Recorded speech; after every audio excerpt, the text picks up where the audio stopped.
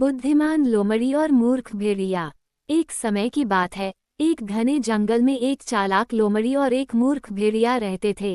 लोमड़ी बहुत चतुर थी और हमेशा अपनी बुद्धिमानी से मुश्किलों से बाहर निकल जाती थी, जबकि भेड़िया जल्दबाजी में फैसले लेता और मुसीबत में पड़ जाता था।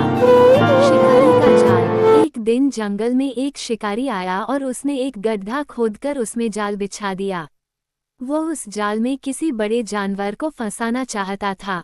संयोग से भेड़िया वहां से गुजर रहा था और उसने देखा कि गड्ढे के ऊपर पत्ते बिछे हुए थे। बिना सोचे समझे उसने वहां कदम रखा और धड़ाम सीधा गड्ढे में गिर गया। भेड़िया चिल्लाने लगा, बचाओ, कोई मुझे बचाओ। लोमड़ी की चतुराई। उधर से लोमड़ी गुजर रही थी। उसने भेड़िए की आवाज सुनी और गड्ढे के पास आकर बोली, अरे भेड़िया भाई, तुम यहाँ कैसे फंस गए? भेड़िए ने कहा, मुझे बाहर निकालो, मैं तुम्हारा एहसान कभी नहीं भूलूंगा। लोमड़ी ने सोचा कि अगर वह भेड़िए को बचा भी ले तो वह भविष्य में उसे ही नुकसान पहुंचा सकता है। इसलिए उसने एक चाल चली। उसने कहा, भाई तुम चिंता मत करो, मैं तुम्हारी मदद करने आई हूँ। मैं शिकारी को बुला देती हूँ, वो तुम्हें जरूर निकालेगा।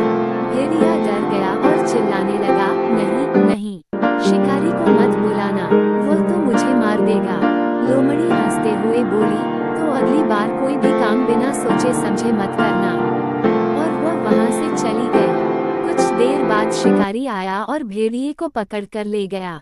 शिक्षा। इस कहानी से हमें ये सीखने को मिलता है कि जल्दबाजी में कोई भी निर्णय नहीं लेना चाहिए और हमेशा समझदारी से काम लेना चाहिए।